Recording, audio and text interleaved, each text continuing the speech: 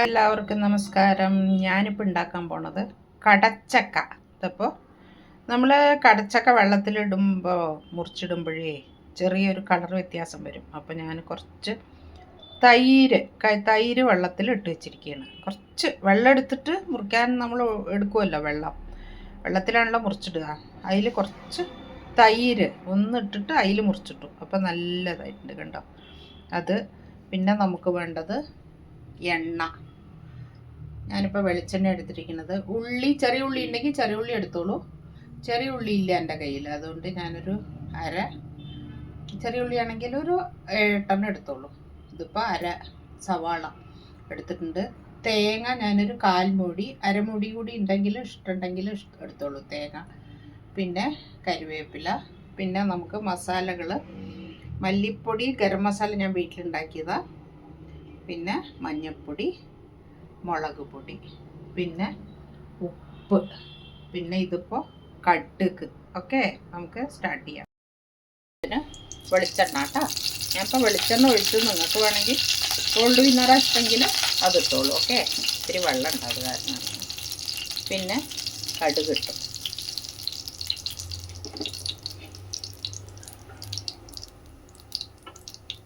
കടുക് പൊട്ടുമ്പോൾ നമ്മൾ ചെറിയ ഉള്ളി ഉണ്ടെങ്കിൽ ചെറിയ ഉള്ളി എടുത്തോളൂ. എൻ്റെ കയ്യിലിപ്പോൾ ചെറിയ ഉള്ളി ഇല്ല, അതുകൊണ്ട് ഞാൻ സവാള എടുത്തു. ചെറിയ ഉള്ളിയാണ് ടേസ്റ്റ് ഇതിന്.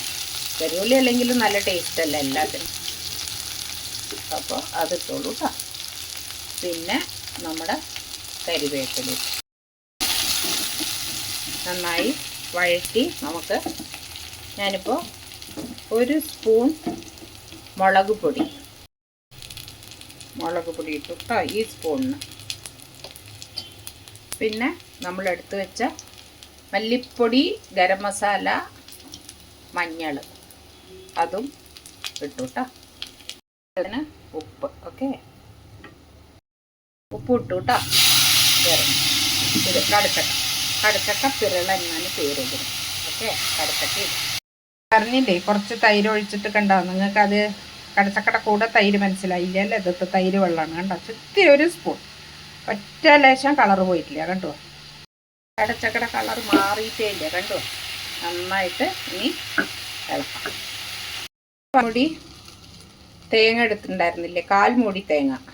അരമുടി തേങ്ങ എടുത്തോളൂ, എന്നാൽ നല്ലോണം പാല് കിട്ടും. അതിനെ കൊണ്ടൊരു പാല് എടുത്തിരിക്കുക, തേങ്ങാപ്പാൽ. അത് പകുതി ഒഴിക്കും കേട്ടോ ഇതിൻ്റെ കൂടെ. എന്നിട്ട് അങ്ങനെ അടച്ചു വെച്ചിട്ട് പിന്നെ കുറച്ചൊഴിക്കും. അങ്ങനെ കുറച്ചായി ഒഴിച്ചിട്ട് വറ്റിച്ചെടുക്കും. അതാണ് തേങ്ങാപ്പിരള. ഇതാ എന്താ, ഒന്ന് പകുതി ഒഴിച്ചു, ഇനി പകുതി പിന്നെ ഒഴിക്കും. ആദ്യം ഒഴിച്ചത് വറ്റി, ഇനി അടുത്തത്. നല്ല കട്ടിപ്പാലാണെങ്കിൽ നന്നായിരിക്കും കേട്ടോ. ഒഴിച്ച് അങ്ങനെ അടച്ച് ഇതിൽ തന്നെ വേവിച്ചെടുക്കാം തേങ്ങാപ്പാലിൽ. ഓക്കെ, അടച്ച് വേവട്ടെ. ഓക്കെ, സിമ്മിൽ വയ്ക്കും കേട്ടോ. ചക്കാപ്പിരളൻ എന്താ ടേസ്റ്റ്, അടിപൊളിയായിട്ടുണ്ട്. ഒരു നോൺ വെജ് ഒന്നും ഇല്ലെങ്കിൽ അന്നത്തെ ദിവസം ഉണ്ടാക്കിയാലും നന്നായിരിക്കും. ഗരം മസാല, മല്ലി എല്ലാം കൂടി ഇട്ടിട്ട്. ഇതിലിപ്പോൾ വെളുത്തുള്ളി ഇഞ്ചി മാത്രമില്ല, ബാക്കിയൊക്കെ നല്ല അസലായിട്ടുണ്ട്. ഉണ്ടാക്കി നോക്കൂ എല്ലാവരും. ആ എന്താ പറയുക, തേങ്ങാപ്പാലിൽ ഉണ്ടാക്കിയ ആ ഒരു ടേസ്റ്റാണ് കേട്ടോ എടുത്ത് കാണിക്കുന്നത്. അത് ഞാനിപ്പോൾ 1/4 മൂടി എന്നുള്ളത് അരമൂടി എടുത്തോളൂ.